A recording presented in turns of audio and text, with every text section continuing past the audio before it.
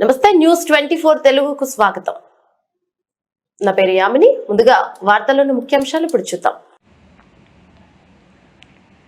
పుంగనూరులో 100 ఏళ్ల చరిత్ర కలిగిన శ్రీ సుగుటూరు గంగమ్మ జాతర సందర్భంగా భక్తులకు ఎలాంటి ఇబ్బంది అసౌకర్యాలు కలగకుండా పోలీస్ శాఖ వారు, మున్సిపల్ శాఖ వారు, అదేవిధంగా మిగిలిన అన్ని శాఖల ఉద్యోగులు ఏర్పాట్లను పర్యవేక్షిస్తున్నారు.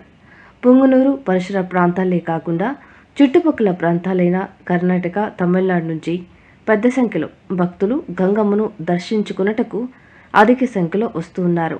నిన్న రాత్రి వరకు ప్యాలెస్ లోపల దర్శనమిచ్చిన అమ్మవారు ఈరోజు గర్భాలయంలో భక్తులకు దర్శనమిస్తున్నారు.